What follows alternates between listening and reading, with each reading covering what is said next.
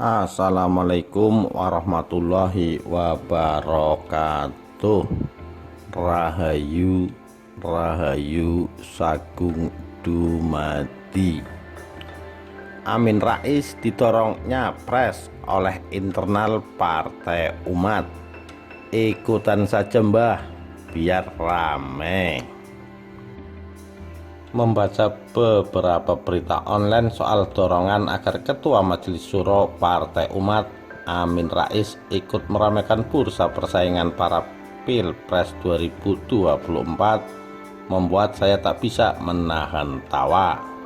Apalagi ketika disebut bahwa ide berlian bin absurd tersebut katanya lahir dari internal Partai Umat dengan mengatasnamakan suara dari bawah yang diterima oleh Ketua Partai Umat Ridho Rahmadi.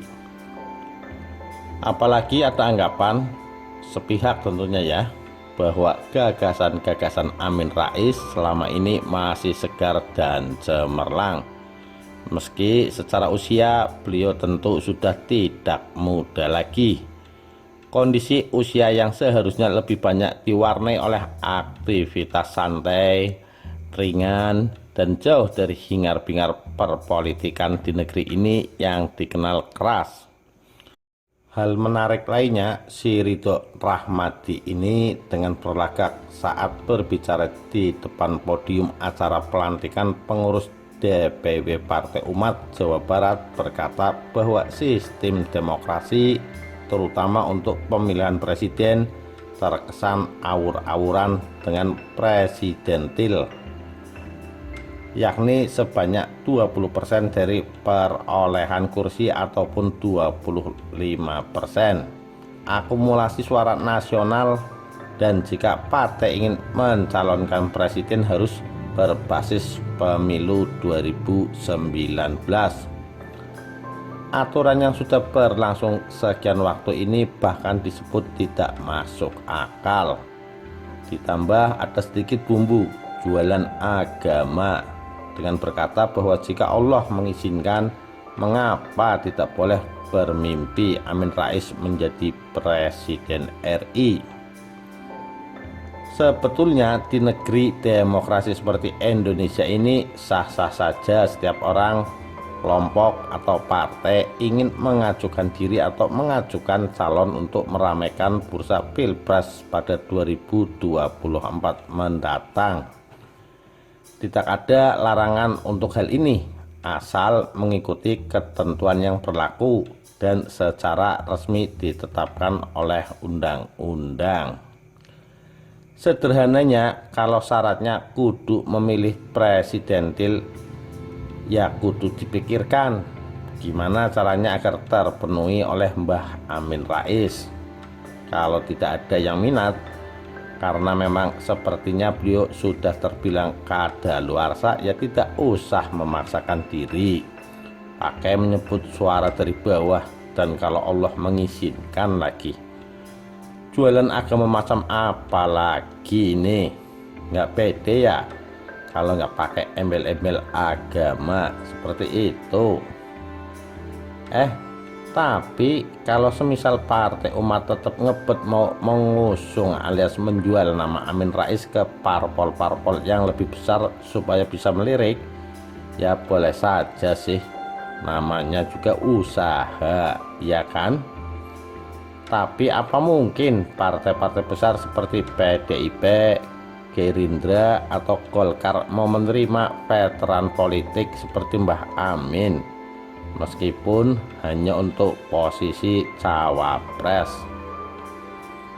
Dan sekiranya ada kader atau simpatisan Partai Umat yang menjadikan sosok Ma'ruf Amin sebagai contoh bahwa usia tua tidak boleh menghalangi mimpi untuk menjadi pemimpin RI, setidaknya untuk posisi cawapres, meski seperti yang kita tahu bahwa terpilihnya Ma'ruf Amin sebagai capres RI berpasangan dengan Presiden Jokowi lebih dimaksudkan untuk alasan strategi politik supaya meredam sekaligus melawan upaya dukungan dari kelompok radikalisme untuk memenangkan Prabowo Sandiaga waktu itu.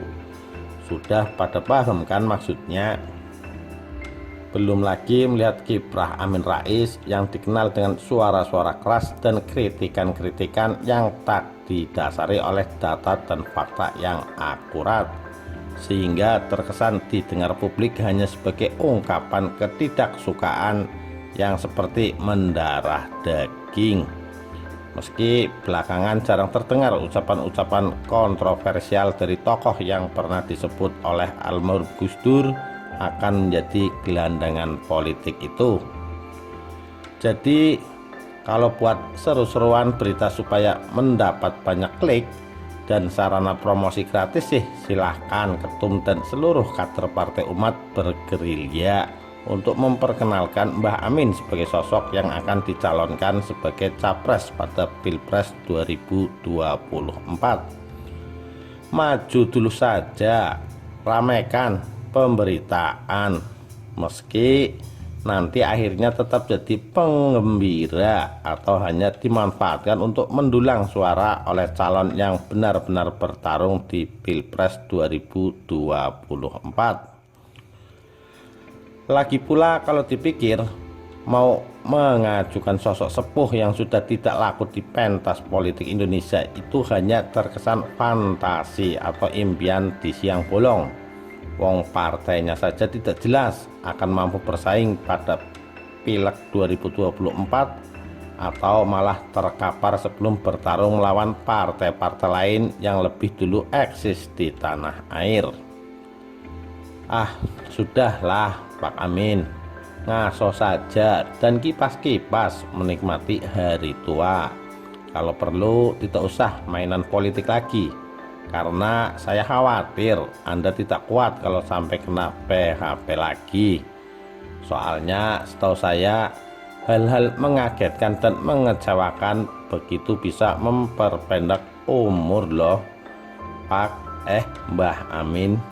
Begitulah kura-kura. Wassalamualaikum warahmatullahi wabarakatuh. Rahayu Sagung Dumadi.